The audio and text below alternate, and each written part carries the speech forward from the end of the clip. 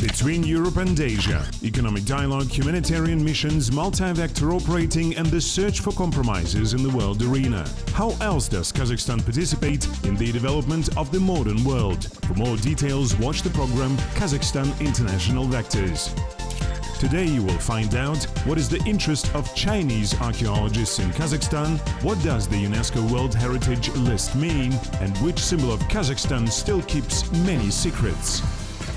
Civilization of ancient Egypt arose about 4000 years BC. The ancient Egyptians made fine jewelry from precious metals, they had written language and gradually began accumulating scientific knowledge. Their architectural constructions entered the treasury of the world art. An important role in the development of world culture was also played by ancient Greece, the cradle of European civilization, the ancestor of philosophy, medicine and natural sciences. Material and spiritual culture created by previous generations which stood the test of time and passed on to future generations as something valuable and respected.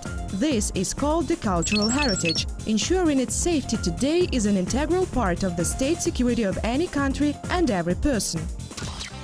Gulmira Mukhtarova devoted all her life to studying history. Today she heads the State Historical and Cultural Museum Reserve called ISIC. It was established in 2010 as part of the National Strategic Program Cultural Heritage. At the moment, there are about 30 employees in our museum reserve. In 2013, the conservation zone of 422 hectares was approved. It includes more than 80 mounds and the ancient settlements of Rahat and Orikte. The museum is a scientific institution. Since in 2012 we received an accreditation and an official state license that allows us to deal with archaeology. We have additional 2 projects. One of them concerns culture and history of Sacs of Jetesu, and another one is about their mythology and ideology. Researchers and archaeologists of the ISIC Museum conduct excavations. For example, these are excavations of the ancient settlement of the Sacs, which is called Orikte. According to experts, the barrow of the early Iron Era refers to around the 5th century BC. This is considered to be an elitist mound, meaning that quite notable people were buried in such barrows. You can imagine how hard it was to bring all these stones from the river and how laborious it was at that time. People were using these wooden carts, so you can imagine that only few stones could have been put in those carts. Yes, and how many times it was necessary to go back and forth. And much soil was needed to erect this mound. Hence, definitely a very influential and wealthy man was buried here, and we can even see the traces of robbery.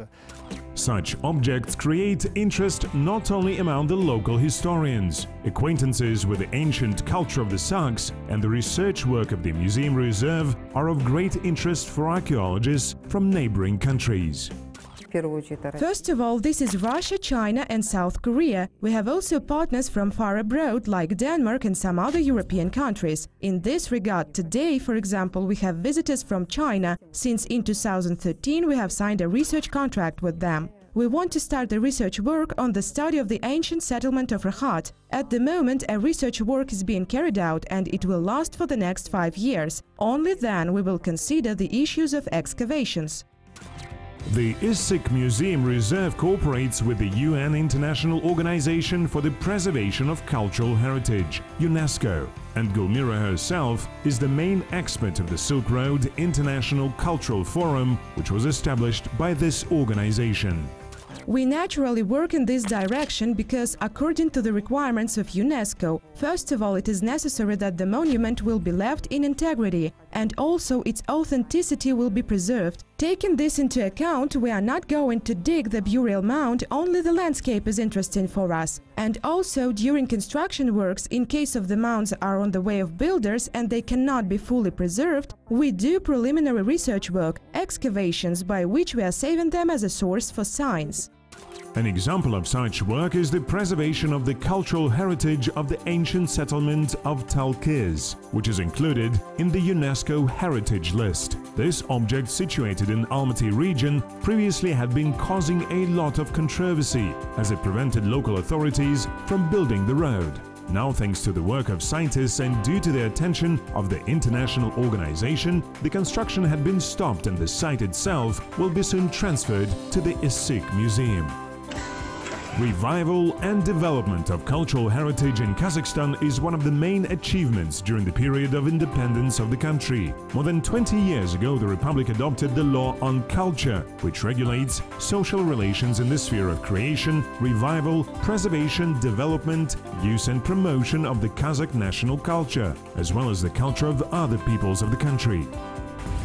The cultural heritage of Kazakhstan accumulated all the diversity of cultural values of the peoples living on its territory. Here there are over 25,000 immovable monuments of history, archaeology, architecture and monumental art, more than 2 million units of cultural values located in the expositions and funds of 89 state museums, almost 67 million volumes of books, rare manuscripts and publications, which are stored in 3,500 state libraries. There are a huge number of medieval and ancient settlements in Kazakhstan as well as in the whole region of Central Asia. In addition to the fact that such architectural monuments form the cultural property of the country and the world, they are of great historical value for archaeologists. For example, the monuments of Semirechye.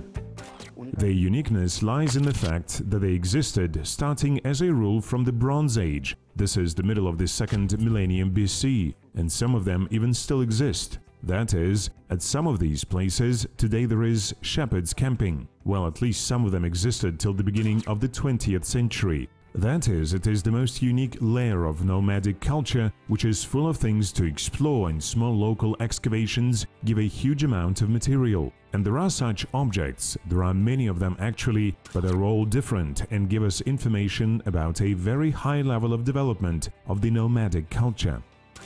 In ancient times, the Great Silk Road was crossing the steppes of Kazakhstan, connecting the east and the west. Many cultures, customs, traditions and religions crossed the routes of caravan. Numerous monuments of history and culture compose the legacy of that era. These are the real pearls of ancient, medieval, oriental architectural art and culture, experts say. Another type of monuments is rock carvings. In these terms, Kazakhstan perhaps has a unique cultural heritage. The same sanctuary with rock paintings carved into rocks, which are called petroglyphs, are known in Mongolia, Kyrgyzstan and southern Siberia. But by the number of drawings and the sanctuaries of these monuments, Kazakhstan is probably a leader, and in terms of their accessibility and study, of course, we are now head and shoulders above the rest. Kazakhstan is the 9th largest country in the world. The route from Tajikistan to Siberia passes along our territory, and we have the largest number of petroglyphs in the world concentrated in Kazakhstan. The complex of Tamgali petroglyphs in the Almaty region and the mausoleum of Khoja Ahmed Yasawi in Turkestan are included in the UNESCO World Heritage List. Such attention from the international community positively affects the security of cultural heritage. The international status of the monument itself does not allow making any changes to this monument, doing any harm to it, even if it is not directly related to the protection of the monument. I mean, nothing can be built incorrectly even close to the object. Without relevant expertise, it is not even possible to organize tourism in some way, etc. Experts propose to popularize these cultural monuments in order to attract the interest to them, both among tourists and local people. For example, it is possible to organize different marathons, not in the city, but directly on the territory of natural reserves. The territory of our reserve is approximately 10 kilometers long and 4 kilometers wide. There are many different petroglyphs there. We could even organize some hiking routes. Regularly, we have marathons in Almaty city once or twice a year. Also, it would be possible to organize a walking tour on the territory of our reserve on some Saturday, and it would be possible to go as well 15 to 20 kilometers in order to explore everything. Well, not all, of course, everything, but definitely much more petroglyphs than we usually have the opportunity to survey during the central route. Our landscapes are also unique.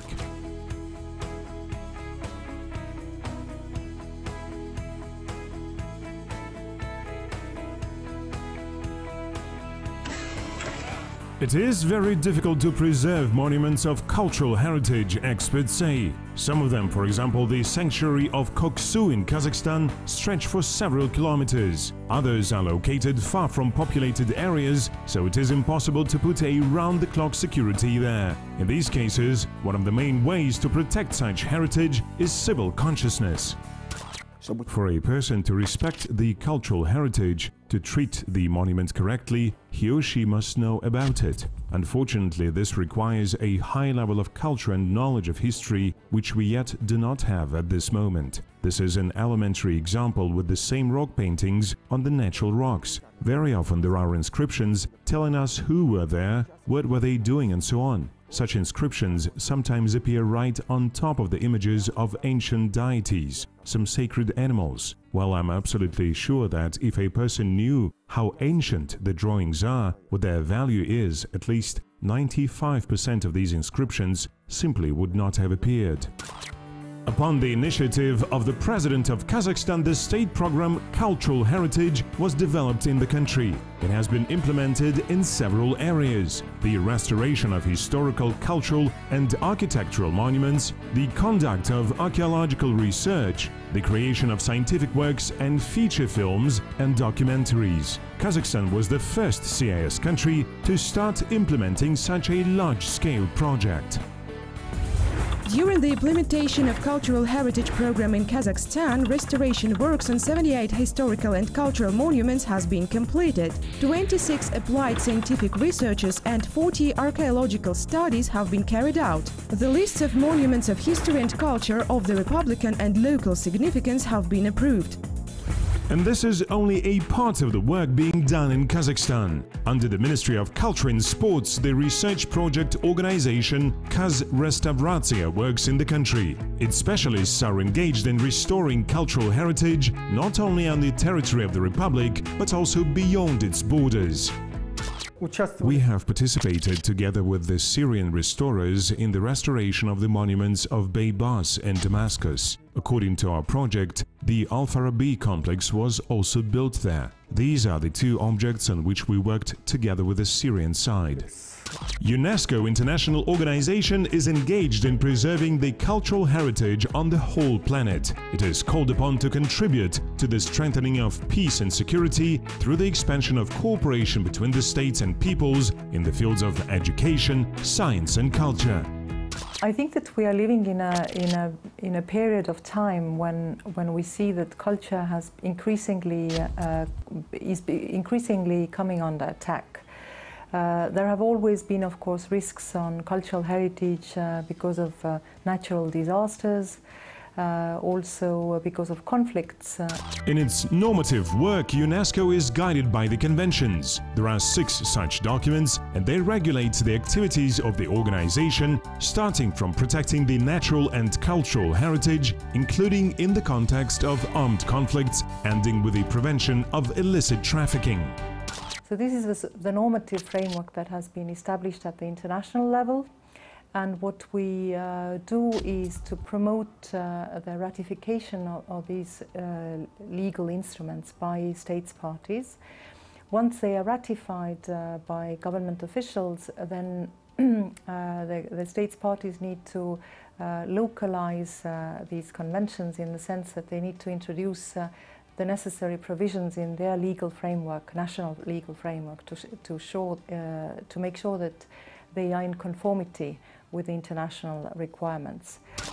UNESCO helps participating countries to integrate international standards for the protection of cultural heritage in relevant national documents, and if necessary, the organization gives recommendations on the management of a particular cultural object. In addition to such normative and legal activities, the organization supports active propaganda of the importance of preserving the cultural heritage for involving ordinary citizens in this process.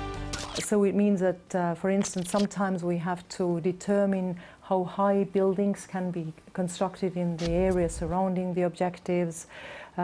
We establish a buffer zone to protect the area so that there will be nothing harmful in the paysage surrounding the objects. There is also a component that actually looks at the risks and threats to the property.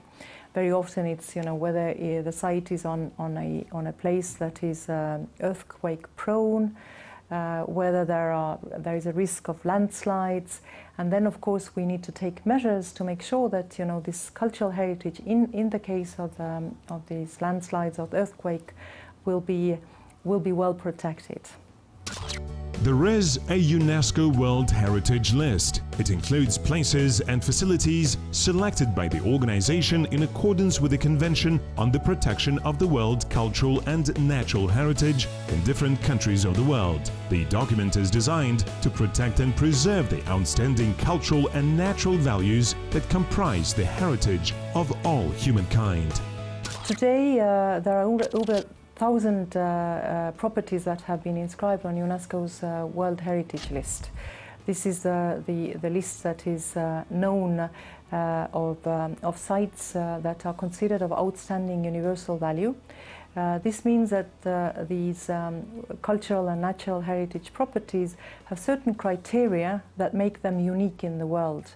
And this is why they have been included in UNESCO's list, and they are considered to be belonging in a way to the whole humanity. As of April 2017, 1,052 sites are included in the UNESCO World Heritage List, including 814 for cultural, 203 for natural, and 35 for mixed criteria. The objects are located in the territory of 165 countries signatories to the Convention on the Protection of the World Cultural and Natural Heritage. Italy is the leader in the number of objects of cultural heritage included into the UNESCO's list. The city of Venice, together with the Venetian lagoon, palaces, gardens and country villas of the Medici family in Tuscany, and even the volcano Etna are included in the World Heritage List. In total, 51 Italian cultural objects have already been included into the list, and 42 objects more appear as candidates for the inclusion. In the UNESCO World Heritage List from Spain, 45 sites are included. Among them are the Donana National Park, the Roman gold mines of Los Medalis, the island and the city of Ibiza and the Biscay Bridge. Initially, the building of the Issyk Museum Reserve was built as an administrative one. In 2010, the first 2 exhibition halls were opened. Today, there are already 5 of them. In the future, a separate educational and cultural center and even ethno-aul are going to be built here, in order to let the visitors get acquainted with culture and lifestyle of the Sakh tribes. Cooperation with other countries will also expand. We have signed an agreement with the Chinese for 5 years. In August, Koreans will come to us. We also have a long-term contract with them. We annually send our employees to Russian archaeological institutions for exchanging the working experience. Russian institutions show interest in our facilities in return. The main task for the museum's staff is to study the Golden Man, despite the fact that for many years it has been researched by various specialists. This symbol of independent Kazakhstan still keeps many secrets, Gulmira says.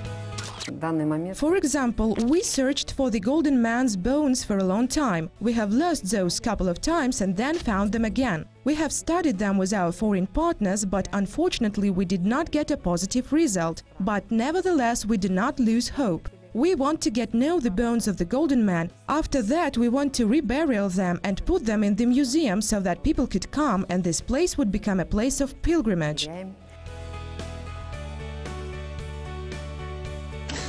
Since the beginning of this year, Kazakhstan has become a non-permanent member of the UN Security Council. This event will further stimulate the development of the country's rich cultural heritage. And here we are waiting for not even some kind of material help from abroad. We are waiting for the exchange of experience, the mastery of new methods in everything, in the propagation of these monuments, in the work of museums, in defense and conservation of those monuments. Moreover, if we talk about conservation of monuments and their restoration, here in Kazakhstan there is a completely unique organization called the Crimea Island, headed by Krim Altenbekov, who restores monuments.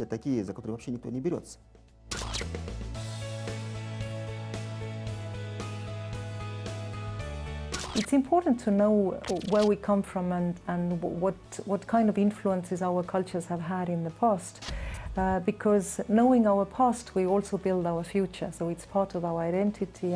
Kazakhstan is known for its tolerance. Representatives of more than 100 ethnicities and 18 confessions peacefully coexist here. Preservation of cultural heritage and ensuring its security is especially important for preserving peace and stability in the country.